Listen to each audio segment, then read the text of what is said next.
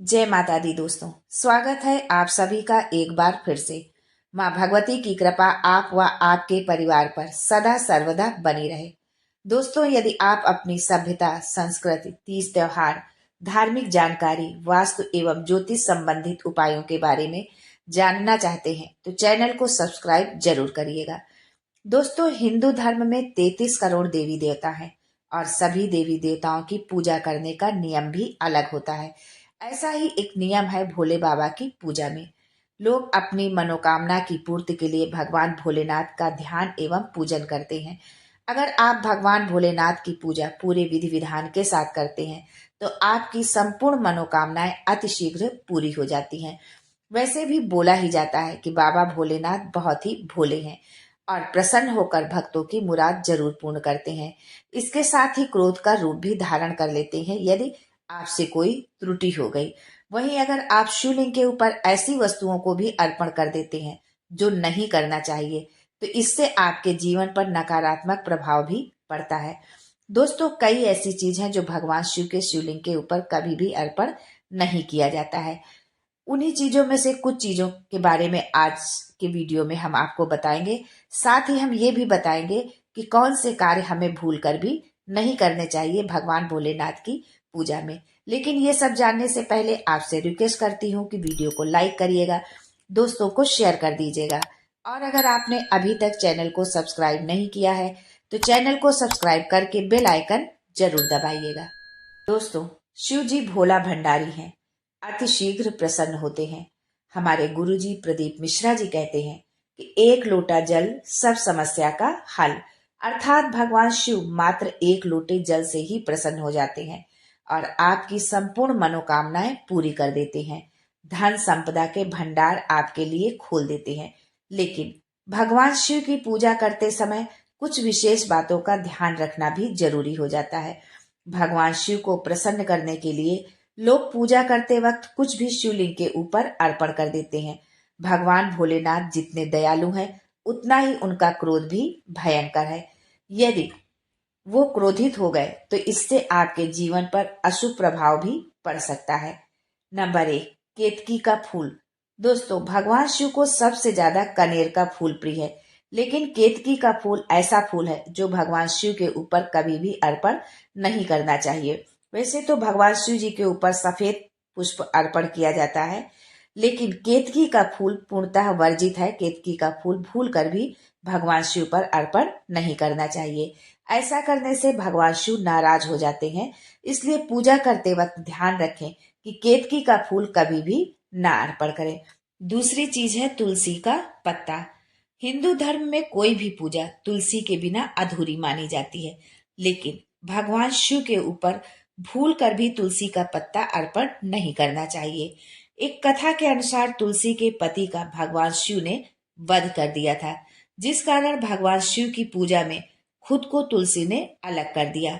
तुलसी को भगवान विष्णु ने पत्नी के रूप में स्वीकार किया है, इसलिए तुलसी शिव जी की पूजा में नहीं अर्पित की जाती है।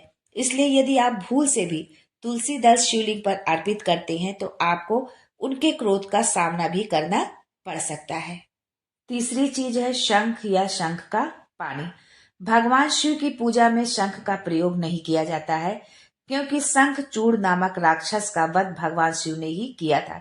इसलिए भगवान शिव के शिवलिंग के ऊपर शंख या शंख का पानी अर्पण नहीं करना चाहिए। इसके पीछे एक पौराणिक कथा मिलती है।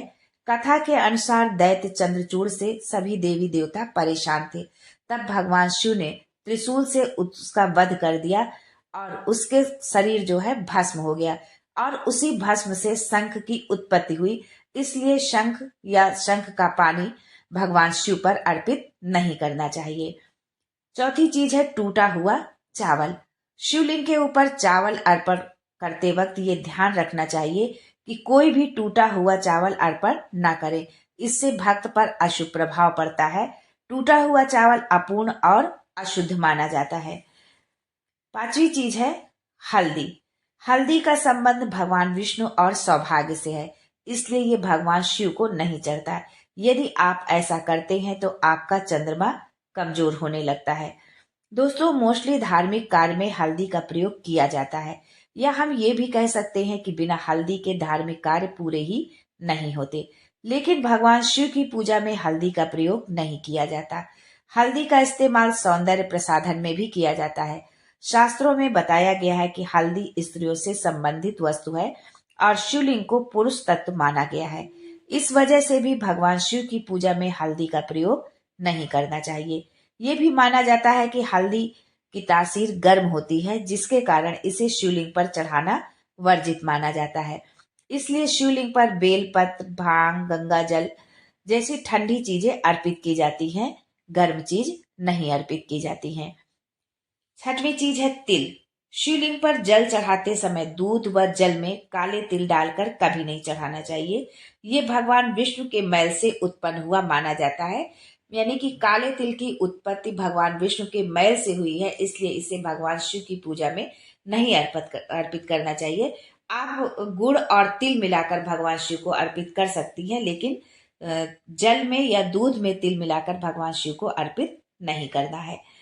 सातवीं चीज है सिंदूर, कुमकुम व रोली।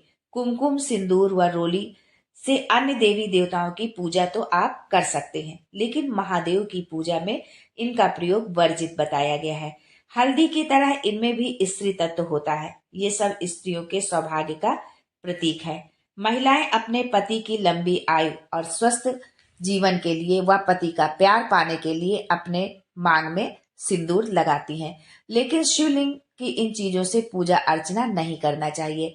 आप शिवलिंग की पूजा में चंदन या भस्म का प्रयोग कर सकते हैं। वहीं ये भी ध्यान रखें कि शिवलिंग पर हमेशा कांसे, अष्टधातु या पीतल के बर्तन या लोटे से ही जल चढ़ाएं, लोहे या स्टील के बर्तन से नहीं। आठवीं चीज है भगवान शिव की पूजा में गन्ने का रस, दूध, शहद, दही आदि चीजें अर्पित की जाती हैं, लेकिन नारियल का पानी अर्पित नहीं किया जाता है।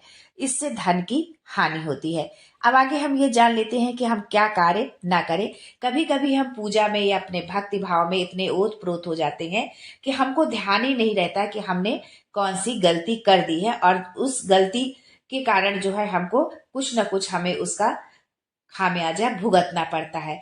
तो आप अपनी पूजा में इस बात का भी ध्यान रखें कि भगवान शिव की यदि आप पूजा कर रहे हैं तो इन कार्यों को आप गलती से भी ना करें। शिव जी की पूजा के दौरान शंख नहीं बजाया जाता है। शिवलिंग की जलाधारी को लाघा नहीं जाता है, जहां से जल निकलता है। शिवलिंग पर जब हम जल चढ़ाते हैं और जल जहां से निकलता है वहां पर एक हल्की सी नाली जैसी बनी होती है, तो उस जलाधारी को लाघा नहीं जाता। उसकी आधी परिक्रमा ही शिवलिंग की जाती है। शिवलिंग की पूरी परिक्रमा नहीं की जाती है, इस बात का आपको ध्यान रखना है। काले रंग के कपड़े पहनकर पूजा नहीं करनी चाहिए। किसी भी पूजा पाठ में, किसी भी देवी देवता के या किसी भी शुभ कार्य में काले वस्त्र धारण नहीं किए जाते हैं। इसलिए यदि आप भगवान शिव की पूजा कर रही हैं तो उसमें भी काले रंग के वस्त्र ना पहने। किसी प्रकार का नशा करके पूजा ना करें, क्योंकि जब हम पूजा करते हैं तो हमारा मन जो है पूर्ण रूपेण जो है सात्विक होना चाहिए, हमारे अंदर सात्विक विचारधारा होनी चाहिए। तो इसलिए हम किसी प्रकार का यदि हमने नशा कर लिया तो हमारे विचार जो है गलत हो जाएंगे और हमें ऐसी स्थिति में पूजा अर्चना नहीं करनी चाहिए।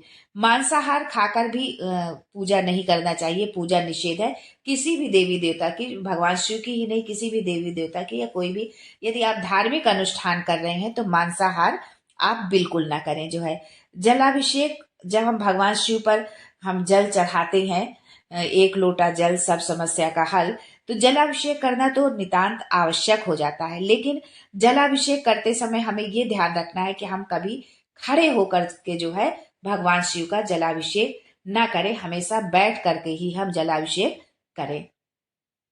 शिव पूजन में लाल रंग की किसी भी सामग्री का इस्तेमाल वर्जित होता है, लेकिन मुख्य रूप से लाल पुष्प जैसे गुड़हल के फूल का इस्तेमाल नहीं करना चाहिए। सफेद रंग के पुष्प चढ़ते हैं लेकिन केतकी का पुष्प नहीं चढ़ता है, जो कि हम पहले बता चुके हैं। और लाल रंग में का पुष्प भी नहीं चढ़ता, चाहे गुलाब हो, गुड़हल हो, इस तरह का पुष्प भी नहीं भगवान शिव को अर्पित किया जाता है। कटे फटे बेलपत्र, बेलपत्र तो शिव जी को बहुत ही प्रिय है, अति प्रिय है, और इसे पूजा में चढ़ाने से शिव जी की भक्ति का फल भी हमें प्राप्त होता है। लेकिन कभी भी शिव जी को कटे फटे बेलपत्र नहीं चढ़ाना चाहिए।